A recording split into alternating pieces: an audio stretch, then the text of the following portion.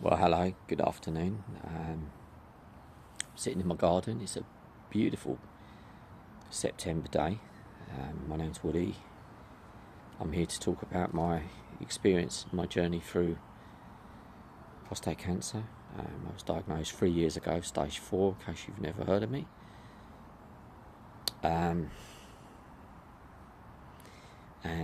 I talk about it on this channel in order to kind of raise awareness about thoughts and feelings, and try and share some experiences and hopefully help others out that are perhaps just embarking on their own journey, and just trying to serve some kind of purpose, really. We had this tremendous thunderstorm last night here. First real big one of the summer, so it has that feel of just a little bit fresher today because it's been quite humid. It's quite pleasant sitting out here, actually, and I love just to sit in the garden when I get the chance after work or at the weekend, and just listen to the sounds. You may hear a few birds in the background. I really focus on listening to bird song. I find it's really, really therapeutic. I never really plan what I'm going to say doing these videos. It kind of just comes to my mind. At the moment, I'm thinking that I will update you about my recent therapy, radiotherapy, which I did on Friday, another session. It was session 4 of 6, so we're almost there. Most people tend to sail through it, not me. I struggle because I've got a couple of fractures in my back, so to lay really flat for the amount of time that it takes to do the amount of radiating they're doing is not easy. So I was on that table for 55 minutes this Friday. Fortunately, I was dosed up with morphine, which kind of makes everything feel a bit lighter. Getting high on that, because that's the only way I can really deal with the pain, so I can lay flat. So it's no fun. But it's 1 hour a week, a little bit of after effects, a couple of days, and we're back to square one again. So it's not something to be really frightened of. And I think as I talk to the guys that are doing the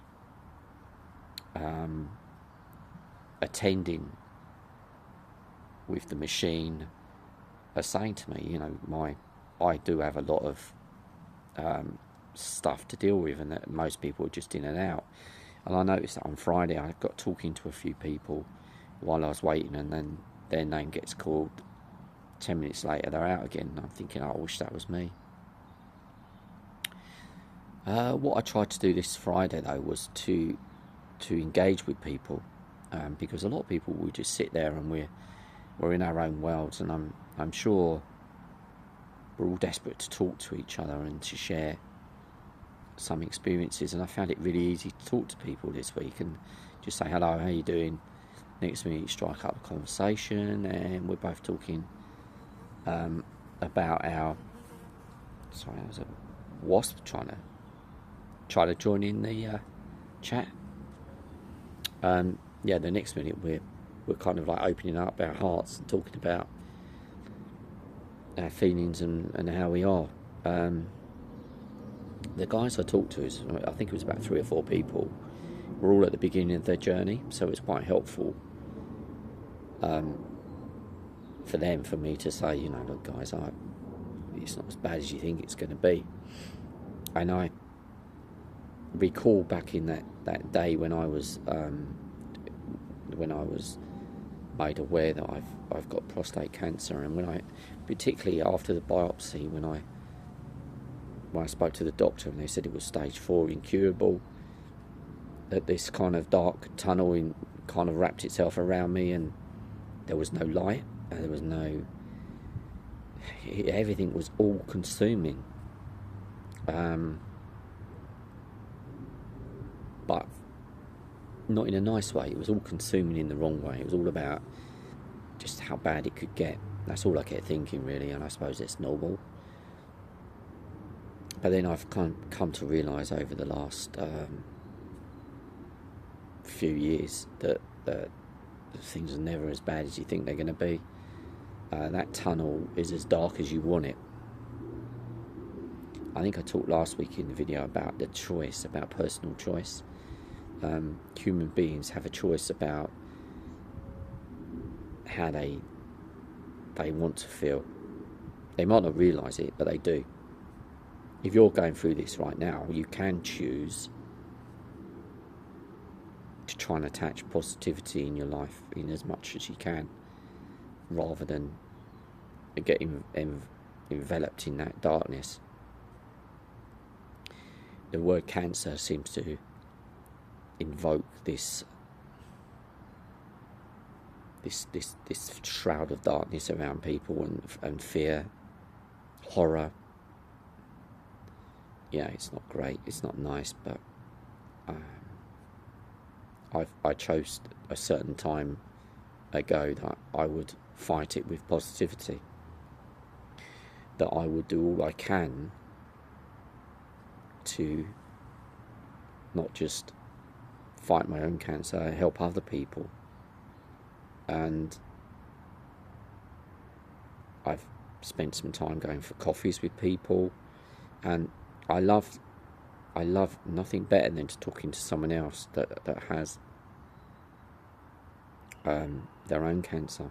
It sounds strange, but I find it a relief listening to other people, and I'm thinking I'm not the only one feeling the way I do.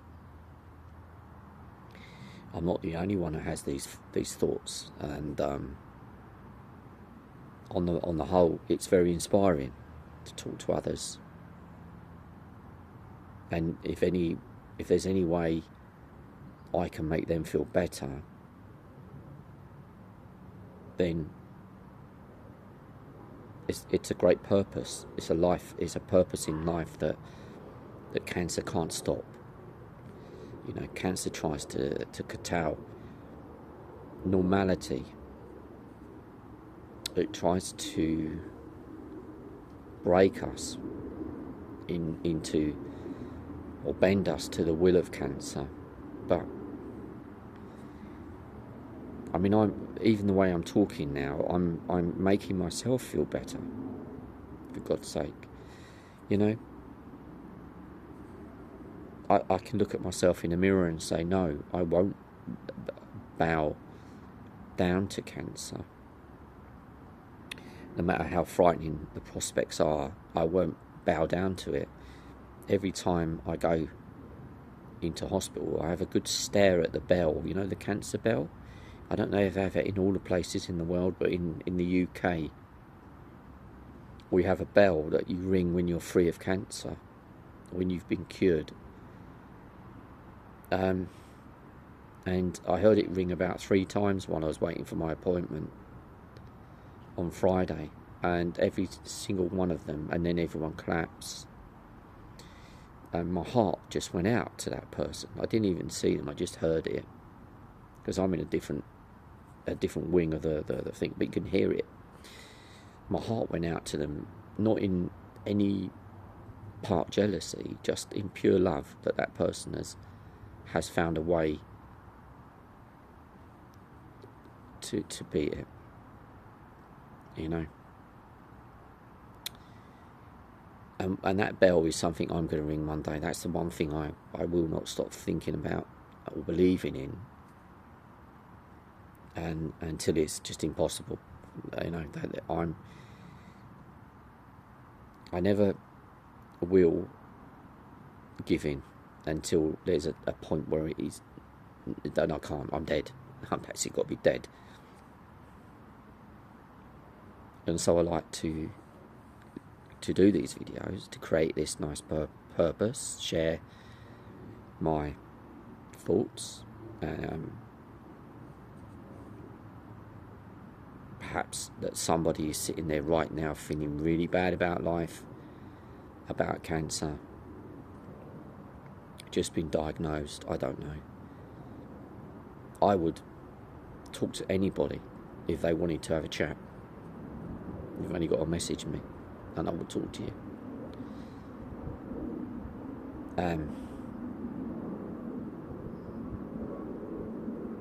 Yeah, that's how I feel. I back to work tomorrow. I used my cancer to inspire my students. It's strange because I get a lot of students that, I'm an ambulance driving instructor, a lot of my students have got fears of they feel like they're not good enough. I talk about my illness and I'm really upfront with it, and I think, you've got nothing to complain about, you're young, and try and inspire people. And I think if I can use the cancer card to a positive effect, then that's what I'm going to do. Yeah. So I'll leave you with the thought that nothing is impossible, and that no matter how dark that tunnel is, you will find light if you look for it. You must choose to look for it. You can't just expect it to come to you. It won't just arrive. You need to do what I do. Go outside in the garden and just spend some time looking at the world like a small child, like as if you've never seen a tree. With wonder, not just formality. It's like it's like you've never experienced it. I get pleasure just watching the clouds and seeing how they change. It's stuff like that. This is where you find your light, as I found mine. So I really hope that again the video helps. That I'm not waffling on too much, and that you appreciate the idea of what I'm trying to do. And so until the next time, I'll be back next week for another one. In the meantime, look for the light. Cheers, guys.